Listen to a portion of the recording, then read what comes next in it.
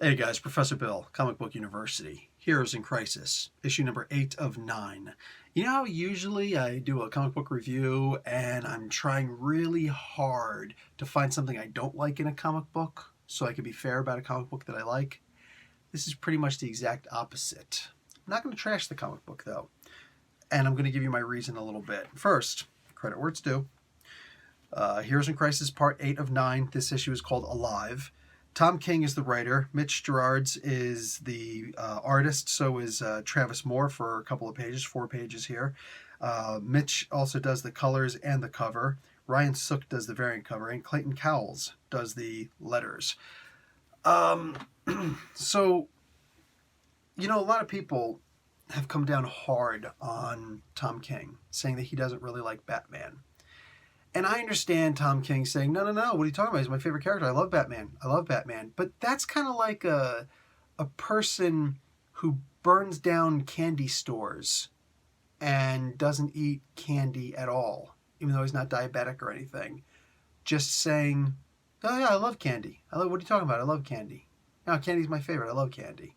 It's like, but everything you do shows me that you don't love candy. Yeah, but I'm telling you I love candy. What are you going to believe, me or your lying eyes? Well, at this point, so I can partially understand the idea that Wally was good enough to hide evidence and plant false evidence to trick Barry, especially considering that Barry thought that he was dead and Barry's going to get really emotional. All that being said, the thing about the puddlers, that was Barry. So how did Barry not pick up on that? So that's a little bit weird. But what I simply cannot understand is how the greatest detective in the world was not able to figure this out. You could tell me that Wally knows Barry well enough that he could trick him.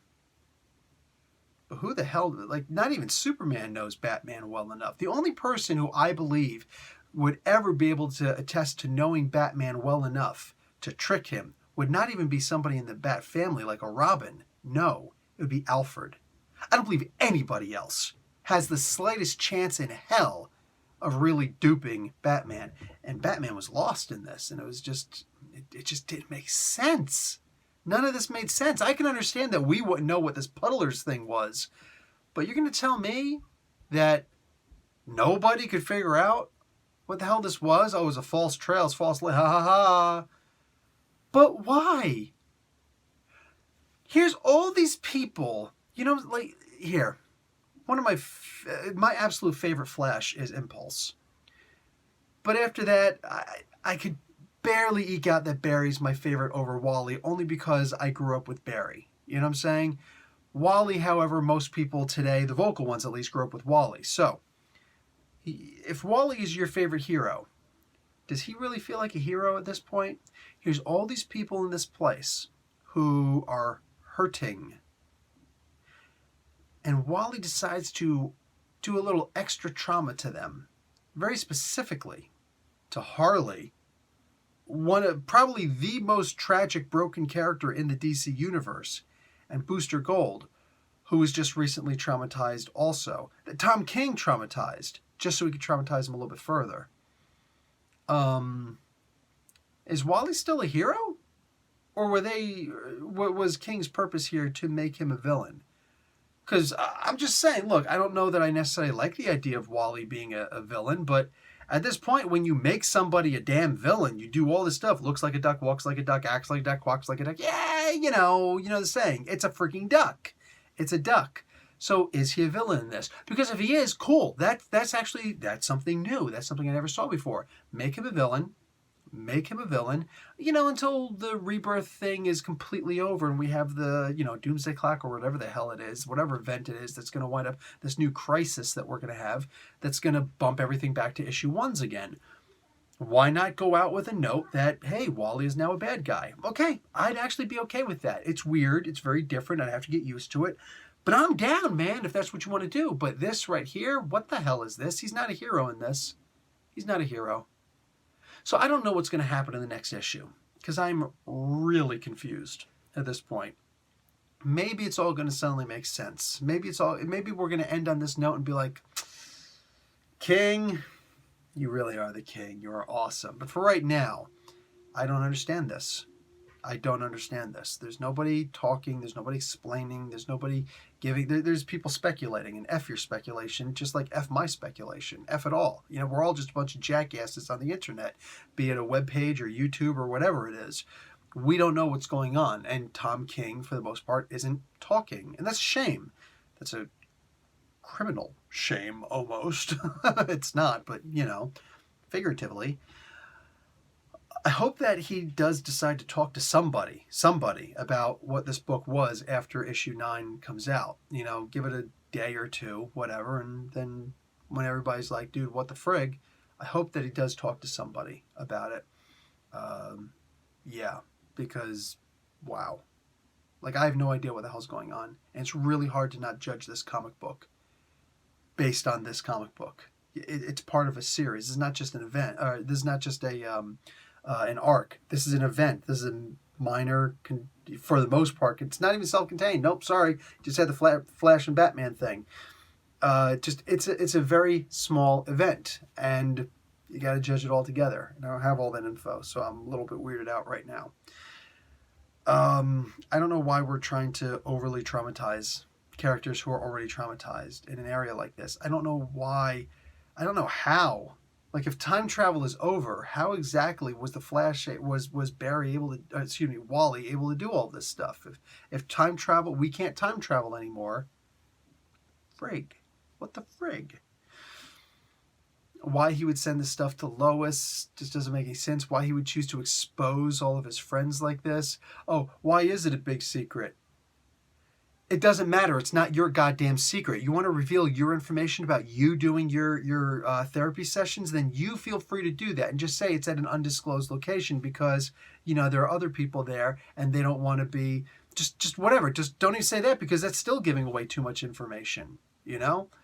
I mean, Tom King was in the CIA, so I imagine he understands the way that interrogation works. Probably a hell of a lot better than me. So anything the Flash does at this point, like this is all... Oh, and mind you, this doesn't exonerate Lois Lane yet, because this still seems like something that she, as a credible, probably the most credible reporter in the entire DC universe, should probably stop and say, okay, you know what? I'm going to sit on this information because this isn't right. This is not right. She should actually be trying to kill this story more than anything else, because this is not her information to share. This is not Wally's information to share. You want to share your own stories about being in some undisclosed location trauma center for you, don't even say for heroes, but specialized for me as a hero, then yeah, by all means, just keep on no commenting when other questions are asked. You can talk about your therapy if you want. You can't talk about other people's therapy. That's not cool. Exposing somebody like that, that's like doxing them. That's not cool. That's not cool. So right now, Wally West is in no way, shape, or form a hero. Categorically, he meets all the checks for being a villain right now. Yeah, that's just not cool. That's just not cool. None of this. This just isn't cool. So I'm going to try and refrain, like, emotions, it's only, you can only keep that so much in check. But I mean, like, this isn't like watching Netflix where it's like, well, I've been binge watching this entire season of a show and it turns out the show sucks when I got to the end of it. You don't ask for your money back for something like that because, and I'm not going to sit here and ask, because there are other shows on there, but this is a very specific thing. This is like I'm buying each episode of this particular production.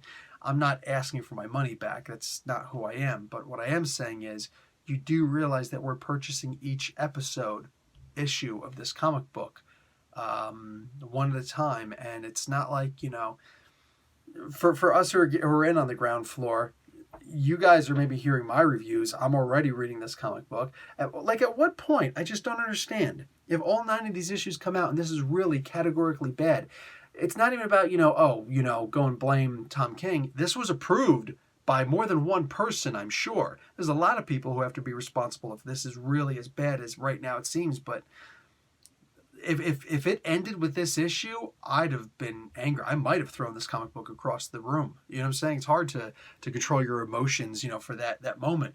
Literally, though, this doesn't feel like a hero. at all. This is the exact antithesis of what a hero is supposed to be. Right now, Wally West, worst person in DC Comics. Like, absolute terrible person. In my mind, this is a Tony Stark kind of maneuver. This is that dickhead Tony Stark kind of move where he does something, screws over everybody else, but he's just like, yeah, but I thought it was the right thing to do at the time. Wow, you are an a-hole. Congratulations. I do not like this issue. I absolutely do not. I need to see the next issue just to hope that somehow it's going to be explained in a way that I can be like, okay, that's actually cool. I really need that, okay, that's cool moment, like, desperately. Guys, Professor Bill, Comic Book University. Class dismissed.